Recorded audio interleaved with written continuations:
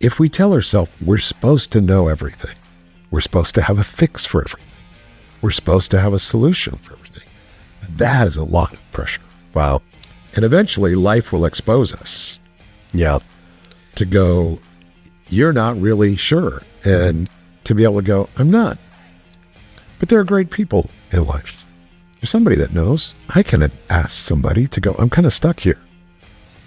Could you give me a little perspective? Neck pain, backaches, headaches, fatigue, the list goes on, and you're likely on it. Tired of the broken system and big pharma? We offer logical solutions, teach you to think critically, and empower you to reclaim your health. Welcome to the Unplugged Healthcast with Dr. Kevin Wall.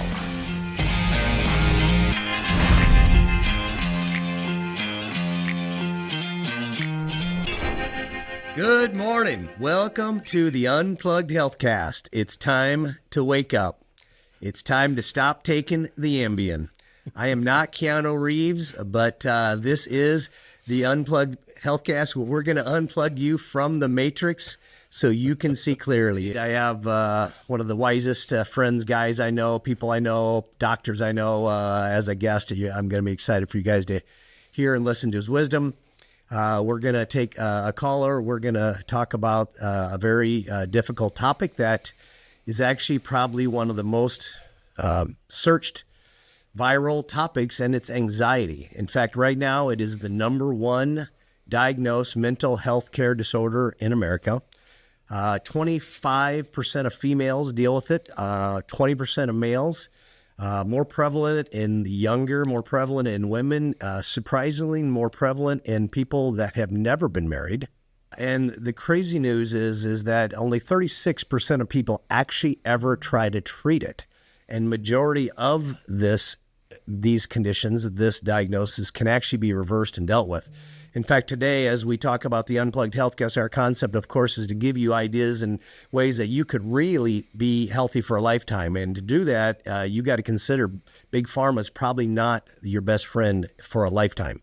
Short term, I get it, but if we're taking Ambien, Lexapro, if we're taking Nexium, if we're ibuprofen every day, all day long, we're going to kill our plants. We're not going to make healthy ferns, and we aren't going to get healthy humans out of it as well. The reality is feeling has nothing to do with function. Does that make sense? Feeling is not function. Most people get so tied up in their feelings of whether it's pain or discomfort or stomach issues or whatever. The feelings you have often have nothing to do with the functional problems or are very bad indicators of them. In fact, we always say pain is the last thing to show, the first thing to go. Only 12 to 15% of all the nerves in your body can actually even feel pain or discomfort. Because majority of those, 85% of the nerves in your body make your body function. We need to focus on function, not feeling, like how you're sleeping, how you're eating, how you're digesting, how are you eliminating, right? How are things going in the bathroom? Those are strange conversations, but they're better indications than the pain that you're waiting for, because when the pain shows up in the tooth, you are often ready for a root canal, and the dentist will tell you it wasn't the bowl of ice cream last night, right? It was the bowls. And so today we're going to talk about the bowls. We're definitely going to talk about feelings. In fact, if you would you let me bring in and introduce a good friend of mine, Dr. Don Worcester. And Don, I'm not going to try to pretend that I know all of your credentials, although I should. And you wrote them out very lengthy for me. There's so many that I'm going to hit the highlights. Dude, you've been doing stuff. You're the wisest guy I know, and I'm not joking about this just because you're on the show. And here's why. There's a difference between information, intelligence, and wisdom has a tendency to have dust on it. And if I take you all back with me and remind, now, Don was my wife's young life leader. He was counseling kids when he was in high school. He then went into a place called Ramita Ranch where he worked with, I think, bulimic young females mostly. And man, that's in the trenches. You continued to work with that. You moved into a licensed professional counselor, did that for many years, then said, I got to do more, became a PhD. Now I know you're working with a variation of different groups, marriage counseling. If you would, can you say hi, and what did I miss? Yeah, thanks for pointing out what an old guy I am. I appreciate that. Well, I found someone maybe my age to invite on the show. It's true. And you know what? Along the way, I've had a chance to work in a lot of different places and do some educational training. And there's some advantage in being able to have lots of conversations with people. And I think some of those conversations are really important. And I think culturally, they can kind of get shuffled around and 100%. They take too long. You know, they take too long sometimes, and a bride prescription doesn't take more than a few minutes. And so I think we're getting shuffled along with it, aren't we? Yeah, I think sometimes fast and efficient is not necessarily effective. Mm-hmm. Yeah. And if you can distill things down to, here's the problem, here's the pill, that's a very efficient solution. System. But whether something is efficient doesn't mean it's effective. 100%. And it doesn't mean it's bringing health or wholeness. It might be doing some symptom reduction. Yeah. Yeah. But I think that can set up a very, unproductive cycle too. Yeah, it's definitely the core of this podcast, and the reason that I'm doing this after 35 years of just watching this in the trenches and seeing the chronic epidemic of illness and pharmacology just killing it. Financially, they're killing it, but our health we're in the third world nation right now. Either way, but before we get too deep in the weeds, I no one gets out of here without the rapid fire questions. I got to get to know you.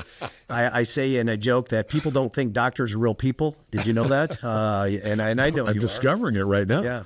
Yeah. Well, here's some simple questions. People can get to know you. Things maybe I don't even know. First one is where are you from? Were you born? How'd you get here? I was born. I'm completely guilty of that. Yeah, I was actually born in Utica, New York. And spent the first few years out there, and then my family relocated to Arizona, and I grew up in Arizona. I'm one of about 6 people that lived here at the time. Pretty great place to. Yeah, I mean, it's probably the only place right now isn't either on fire or has snow drifts. Right? Oh my God.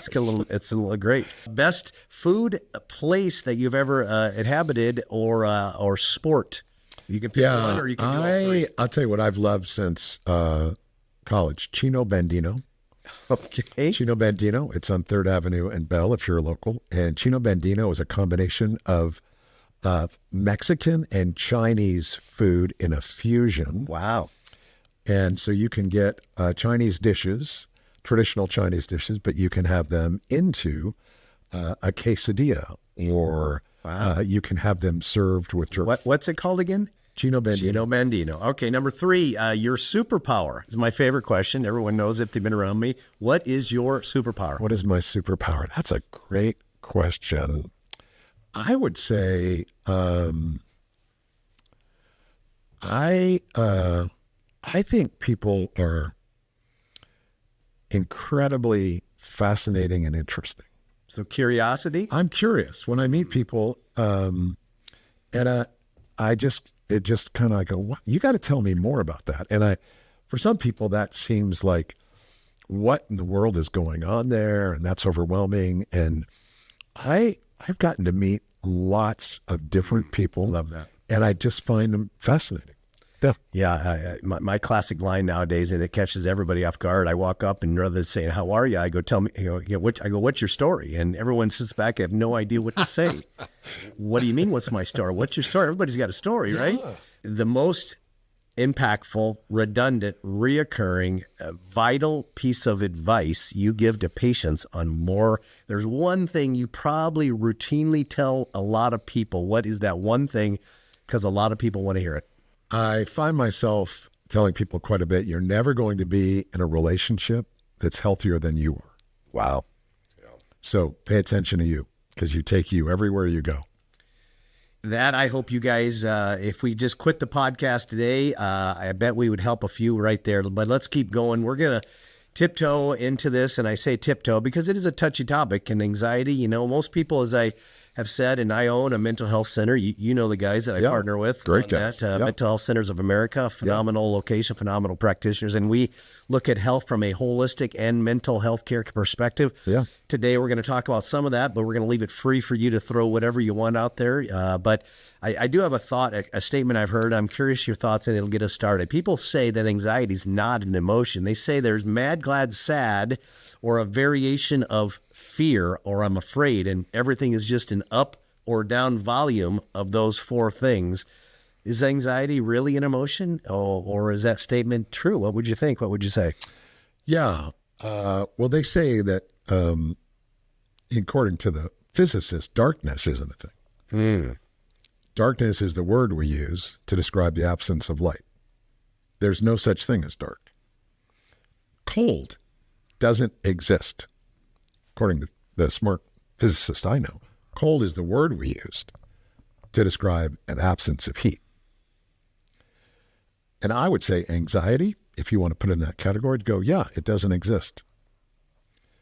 But I would say anxiety we experience in the absence of love. Yeah. So does it exist? Cold and dark and anxiety, they are powerful. And I think they're real, but I think they're indicators of an absence of something. And to be alone and cold and feeling overwhelmed, that's real pain. That's real hurt. And I think we've done so many things, and we have more research and pharmaceuticals, and yet the numbers on college campuses and on the general population haven't had an impact that seems to be going in a different direction. Yeah, I keep saying that we're chasing the wrong rabbits down the wrong holes. There's got to be a different way to think about and go about that. A couple of questions I hear often, and some of our callers ask, and they, I got a survey on things that they would want to know. One was just, what's the difference between just a lot of worry and being anxious or having anxiety, or actually what's the cat? Again, I think because only 36% of people actually ever get it treated, I picture the other 64% are sitting around going, I don't have it maybe, or it isn't really that bad. Or next thing you know, like a health problem, it turns into a heart attack, but not until then they're going to look at it. Where's the level? What's the category? Where's the lines? Yeah, I'd say anxiety requires imagination. You can only worry about things that haven't happened yet. Wow. You're projecting, you're creating an image in your mind about a possibility, and creating an image in your mind has consequences. Your image, your brain doesn't necessarily completely distinguish between a thing that's happening, between an image that it's seeing, or between a thought that you're creating, which is another kind of imagination. And when you show yourself scary images, when you go into the future and you put on, I think of anxiety as kind of the Oculus virtual reality glasses. Yeah. You put those virtual reality glasses on and it feels real. And, over Christmas, we had some family that put those on, and you could see on the screen what they were seeing with their glasses. But I want to tell you, the people in the living room, in a completely safe environment, when they put those glasses on, there was involuntary cussing. There was major heart rates. There was sweating. There was real physiological expression. And they, quote unquote, knew they were in the living room. Wow. But those images created a real physiological difference. And I would say the images that we look at are powerful. And when we are creating these imaginary futures, they will have real impact. And, when you have the Oculus glasses on, that it's virtual reality. Yeah. If we could take anxiety off, because once you take the virtual reality glasses off, you go, oh, I'm here. I'm okay. It's harder to take off the anxiety than it is the glasses. I think everything you're saying has a ton of wisdom. I always know it does. And I think people are relating to it and understanding it. But how do they may be saying, how do I take the glasses off? Like, a lot of times our people are taking medications because it seems to make you think the glasses are off until you stop taking the medications, and then you realize they're still there. Right. And I'm thankful for medications that can disrupt that kind of absolute catastrophic feeling. And sometimes those are absolutely appropriate and helpful. If you jump in a cold plunge, you'll stop a panic attack. Yeah. Because your brain and your body will suddenly not have the ability to worry about what it was worrying about. Because it will be extremely cold. and it will be present tense. It's hard to worry when you're present. And getting present, a cold plunge will put you in the present tense. I took several this week, and try to think about something or try to be worried when you're in a cold plunge, and let me know if you can pull it off. But it puts you in the present. What's going on right now? Anything that centers you, any of your senses that can center you, will break up that anxiety storm. When my son was 10, my wife was traveling back east. Hurricane Sandy was happening on the news, and her and some other crazy friends were driving into it to go to this conference. And I'm watching the Weather Channel, and that storm was several hundred miles wide. And my son looked at it. He was about 8 or 10. He goes, "Dad, what kind of engine is in the middle of that storm?" You know, because 150 mile an hour winds. And I go, "There's no engine." He goes, "Dad, come on. You can't make 150 mile an hour, winds across several hundred miles. There's got to be an engine. What's in the center? What's driving it?" And I said, "Absolutely nothing. A vacuum. In the middle of every anxiety storm is a vacuum. But it's swirling, and it gains as it swirls. And when hot and cold wear hooks and spins, it gains more. And as it spins, it gets, powerful because it's on a flat surface and nothing's disrupting it. And that's happening inside of your brain. And if you can reallocate and make your brain pay attention to things, when those hurricanes or tornadoes hit surfaces, it slows down. But in the middle of anxiety is nothing.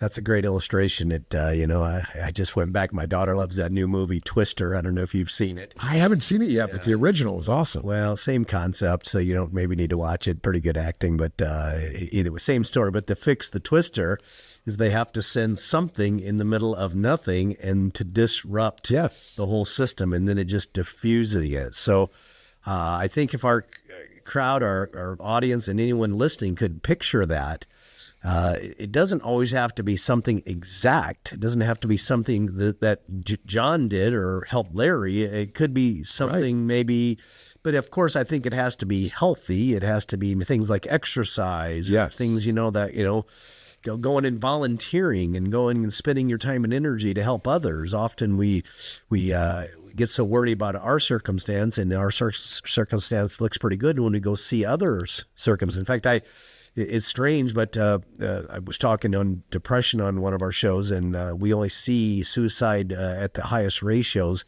where people seem to have more than they need, and you don't find it in the third world nations. That's right. Kind of picture anxiety may be similar. Well, once you get stuck in that loop, anything that helps you reallocate that to go, I'm spinning, and because I'm spinning, it's getting bigger and bigger.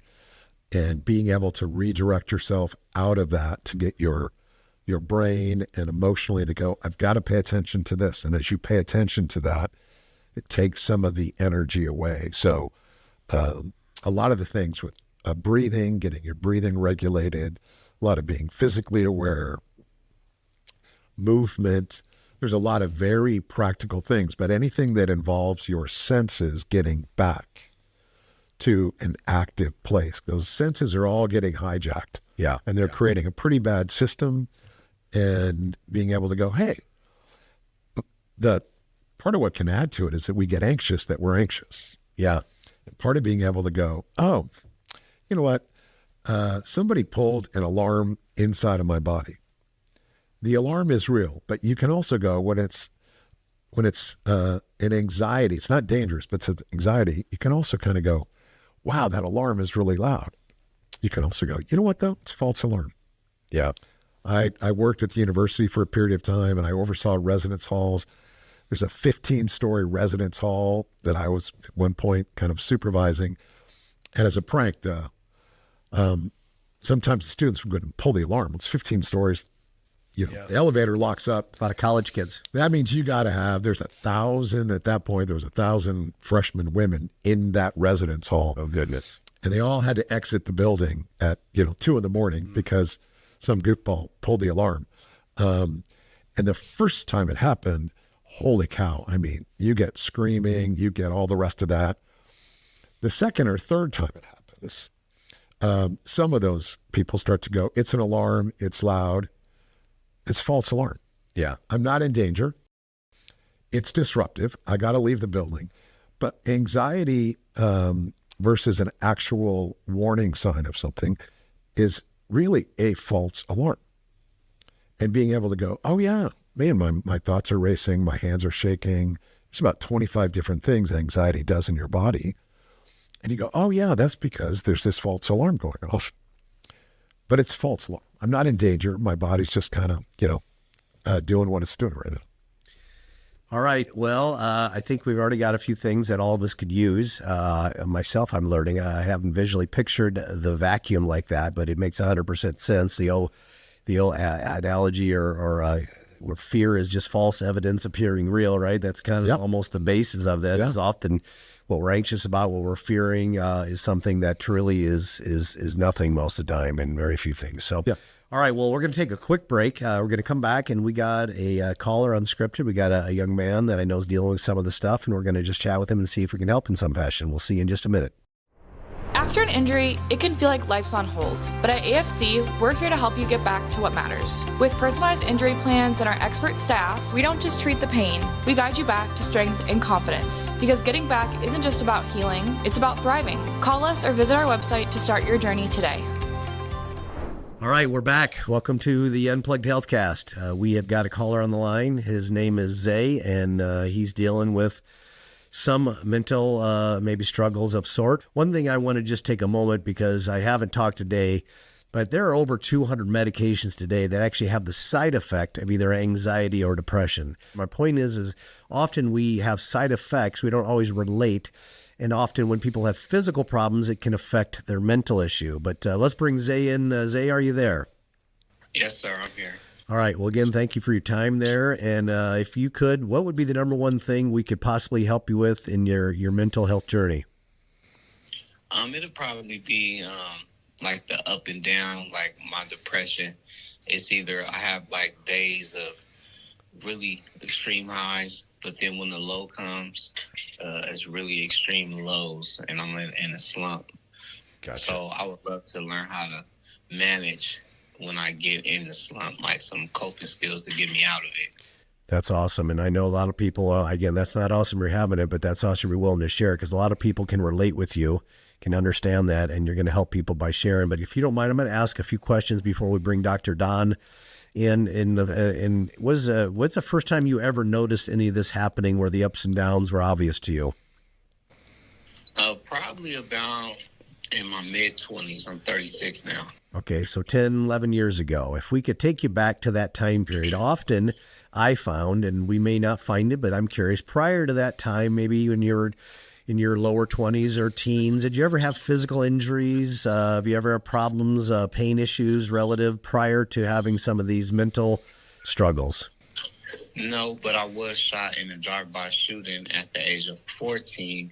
So I struggled from a little bit of PTSD, like I was afraid to go outside. I was real reclusive for a while. And just that fear of like present danger. Sometimes I think they correlate that to anxiety. I experienced that a lot. So that goes back to maybe even 14. Where, if you don't mind me asking, where were you shot? In my left thigh. Okay. And right now that seems to have healed up? Yes. And are you on any medications for either pain or any type or mental health of any sort? No, but I took a cocktail medications throughout my life. Okay. All right. Well, let's do this, Don. Dr. Don, you got any thoughts or questions you'd like to ask? I would just say, Zay, what would you say overall? What would you say about your sleeping? Just as far as what does that look like on a regular basis? My sleeping is trouble. Like I stay up probably till like 1 o'clock every day. And even though I got to get up around 6:57, and I always tell myself every night I'm going to go to sleep early, but it's like a little bit of restlessness, to say the least. Yeah. Well, sleep is really important. And if it gets disrupted, a lot of the REM sleep that would normally happen where your brain is clearing out some of the stress and some of the other things that have gotten recorded, you don't get through all those cycles. And so if your sleep process, and sometimes that's because we're active, we're watching television, or we're kind of doing things, or our bodies get out of that cycle. And I would say anything you can do to begin regulating that.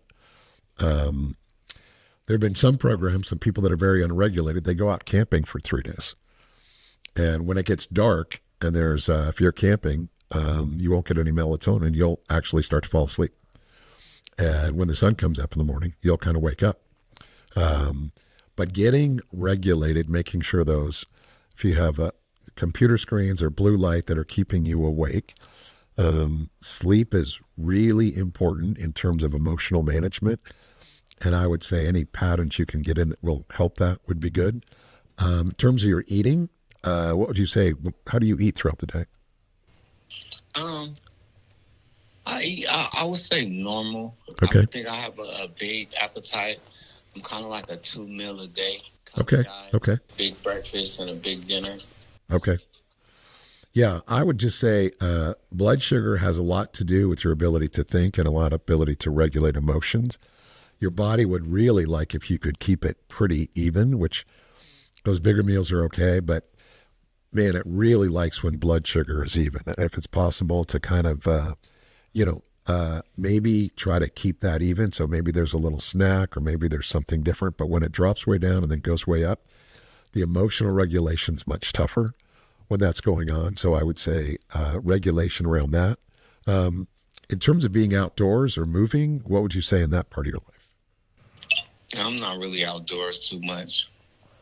Yeah. I'm not really outdoors at all. Yeah. There's a lot of research that anytime we can get into a natural green space, there's a lot of lowering stress, lowering anxiety when we can get into a green space, a park or something else. If you're moving in a green space, there's a whole bunch of good things that happen in terms of just emotional regulation. And I would say a blue sky or a green space, if there's a park, if there's a place, if you can go walk a dog. But if you're staying inside and the sleep is a little irregular and maybe your eating isn't evened out, it's probably going to make that all of those things a little bit harder. And I would say to maybe just experiment a little bit to see what those kinds of things will do. But if we're not regulated, it can become really pretty challenging to figure out, wow, I'm going up and I'm down and I'm doing okay. But I would say those would be some places that I would start. Do you have anybody that you talk about your life with that you're connected to, that you're friends with? Anybody in that way? Yeah, I got a best friend. Okay. Of about 5 years, and we talk about the innies and everything's life. But I do have a question when it comes to emotional regulation and environment. Does water play a part? It was suggested to me by a friend that, if I'm stressed out or anything, go near water, a lake or a pond. Does that play a part in anything? Outdoor things in green spaces or water have really powerful effects on lowering anxiety. That's pretty consistent. If you can get into a green space, some research shows if you can get into a green space for 4 or 5 hours, it'll lower cortisol levels and other stress chemicals in your body for up to 3 or 4 days. So it's very good medicine. Exercise and stretching kind of has the same sort of regulation. If you can do that outside, it doesn't have the side effects and it doesn't have the other things, and our bodies are kind of meant to have their senses activated, to be outdoors, to move, to connect. You've got a friend that you're talking to. That's really great. But getting regulated will kind of give you a foundation that will allow those things to happen. And those would be some things that I would saying, I bet Kevin has some ideas on that too. Well, I appreciate you throwing them back to me. I surely don't want to steal your thunder because that's some great stuff. But what is unique about what he said, and it surely wasn't scripted, is the whole principle of our podcast. And one of the basic things I talk about is that health isn't that complicated. And Zay, it's really not even that complicated for you. Sometimes we kind of make it complicated. That I said, if you were growing plants in a nursery or a farmer, you would give it food, water, and sunlight, right? And that's about it. And basically what you just described to him was food, water, and sunlight, and done in the correct amounts at the correct time, right? You don't have all the sunlight for 72 hours and then all the food for 72 hours, and then let's wait for rain and do that once a year, right? There's a rhythm to life. And when you can find your rhythm and you can stick on the principles that are really logical, which means if you're eating Taco Bell and you're eating McDonald's and if you're eating chips and you're not getting good proteins and good carbohydrates and good fats in your diet, and then you're wondering maybe why your ferns are a little weird looking, a little wilty, leaning to the left and not producing much fruit. I don't know, do ferns produce fruit? Sure they do. Yeah, okay, let's go with that because it's working with my analogy. Yeah. But anyway, Zay, I hope this was helpful for you. We're going to have to move on with the call today. I appreciate your time. I hope you got something out of it. I know what you did, though, and I want to thank you for it as you shed light for other people that were listening and are listening and will listen to this. So thank you for being vulnerable and sharing your time and your concerns with us. You have a blessed day today. All right. Thank you guys so much for your time. I appreciate it. Thanks, Zay. You're more than welcome. All right. Well, Doc, just like I figured, brilliant again. And what's unique about this podcast is that we have real people with real concerns and we come up with real solutions. You can't fabricate, you can't make it up. You can make a lecture on how to be healthy, but honestly, sometimes you just got to get a conversation going and people can relate to that. But I'm going to throw one last conversation, and we've got a few more minutes, and your time is valuable, and I know we got to get you going here. But there was a perspective I have, and I've heard, and I think it may even, who knows, it could have came from you because I've had an opportunity to hang out with you for a few years as a friend, and even as you being our counselor for our family, that has been such a blessing. Thank you for that. Is that this perspective where people have, and you said something to it, where they have this blueprint of their life that they kind of set in their mind. And often that blueprint starts early. Sometimes it's given to us by our parents. Sometimes it's given to us by our professors. And sometimes we just create this blueprint of how life is supposed to go. And when life goes close to that blueprint, then things seem to be okay. The anxiety, depression seem to be less. And I got to say that I struggle with relating to anxiety to depression because I don't really have much of it. And it surely doesn't mean it's not real and I can't empathize with it because I can understand. And I've just been blessed with a great parents, a great wife, kids that love and care and try, and people around me. And not everybody gets that. But then we go into kids, and then then you have a blueprint for the kids, and it's not even their blueprint, and you're hoping they follow your blueprint, and this seems to be like just a perfect recipe for the perfect storm. Do you want to elaborate on that? I think I've heard you say something to that category even earlier today. Yeah, I mean, I think if we don't make some room for the fact that this is a messy process. Yeah. And we're going to be surprised sometimes. We're going to be discouraged sometimes. We're sometimes going to get to the place to go, I'm not 100% sure the next thing I should do. And if we can give ourselves enough grace and room to go, I don't know right now, and that's okay. Yeah. To let ourselves kind of go, I'm going to get a resource. I'm going to ask somebody. I'm going to figure it out. But right now, I don't think I know. If we can tell ourselves the truth, that this is a new situation or a hard situation, if we can tell ourselves the truth, there's a lot of freedom in that. Yeah. If we tell ourselves we're supposed to know everything, we're supposed to have a fix for everything, we're supposed to have a solution for everything, that is a lot of pressure. Wow. And eventually, life will expose us. Yeah. To go, you're not really sure. And to be able to go, I'm not. But there are great people in life. There's somebody that knows. I can ask somebody to go, I'm kind of stuck here. Could you give me a little perspective? Am I thinking about this the right way? I don't think we're designed as humans to figure everything out by ourselves. Yeah. I think we're built for community. I think we're built for perspective.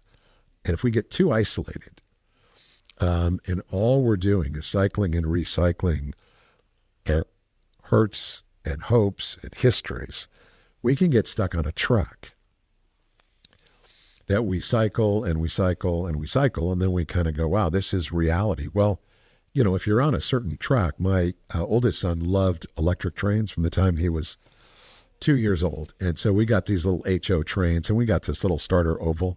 And there was a certain point where he just goes, Dad, I love this, but can I get a bigger track? And with electric trains, you have to go to the store and you have to get a switch track. And a switch track has this little impulse that it fits in on the oval. But if you hit the current, it just will shift and it will put you onto a bigger track. And without that shift track, you're just looping. Yeah. And I think some of us get on these loops, and no matter how long you're on it, no matter how fast you go, I'm back here again. How did I get back here? And you go, yeah, I'm on this loop. And I think I believe that if we have conversations, if we're open to it, to go, I'm looking for a switch track. I'm looking for something that I could just pivot. It doesn't have to be reorder my whole life, but it just shifts enough to put me onto this larger capacity. And I think some of the things that you've talked about, some of the things I've heard you do in your practice and your profession, you're helping people think about things, not just with a little bump like you'll feel better, but a shift in how they think about it, right? Not just medication is very good at relieving our symptoms. But, you know, the Greek word therapian is the word we use for therapeutic, and it means to bring health. Yeah. And the original Greek idea was that we're bringing health. And I think that that's still, I would say, is what we're looking for. What's bringing health? What's bringing wholeness? If we're just managing symptoms and reducing things, symptom management in itself doesn't bring health. No. We're just on a track. I think the things that you guys embrace and talk about to go, is there a switch that could open us to a bigger life, healthy, whole, honest, connected? That's true physically, that's true emotionally, that's true mentally, that's true spiritually. Could we get on a bigger track? Could we have something that allows us to feel connected? And it's honest, it's imperfect, it's in process, but it's real. Yeah, 100%. Well, I think, rather than talking more, I think I'm going to finish with that, because if they could just really implement some of those concepts, a little switch, just a slight deviation, there is no doubt that the redundancy of life is often the part that creates sadness and gladness and madness and fear. Yeah. And to bring it back, whether anxiety is a defined real emotion, it's definitely a real feeling. And like I started this conversation, that the feeling is real, but the problem is probably not exactly where you think it's at. Kind of what you see is what you get. It really doesn't work here. What you feel is not what you get either. So we would ask that you would consider looking past the symptom and to look to the redundancy, the cycle, the repetitive thing you're on, the fact that, you're stuck somewhere and you just need a small deviation. It just leans so much into this podcast, and what we're talking about is what's important. So slight shift, and the same thing gets you the same results. So let's try something new, and let's try it now. All right. Well, thanks for joining us today on the Unplugged Healthcast. Hey, if you want to find out more information on Dr. Don and his company and business and his site, you'll find it on our website at drkevinwall.com. Dr. Don, if they just want to find you personally and connect with you in some fashion, is there a way for them to do that? Our little local website is truenorthweb.com. unpack.org. My wife and I we have a nonprofit. We do a lot of relational marriage work. And all of that information, relationship, is at donandrenee.com. All right. And I've heard some phenomenal stuff about that. Those are kind of marriage counseling. And Yeah, some sort of marriage and relationship work. And we jump in, and they're very fun and very active. And we see really good things happen. Wow. We could do a whole podcast or a week of podcast on that, relationships and marriage. Today we won't do it. But if you want to find out more, which you should, you need to go to True North Web.org. It'll be in the show notes, everything you can do, you can find to get help. But the one thing you can't do, the one thing you shouldn't do, the one thing you got to stop doing is nothing. Yes. And just doing the same, and or just cycle. Get off the track. This is my recommendation. Dr. Don's as well. Thanks so much for joining us. We'll see you next time on the Unplugged Healthcast. The information provided in this podcast is for general knowledge and informational purposes only. It does not constitute medical advice. Always consult with a qualified healthcare professional for diagnosis and treatment of any medical condition. The views and opinions expressed by guests are their own and do not necessarily reflect the views of the Unplugged Healthcast or Dr. Wall.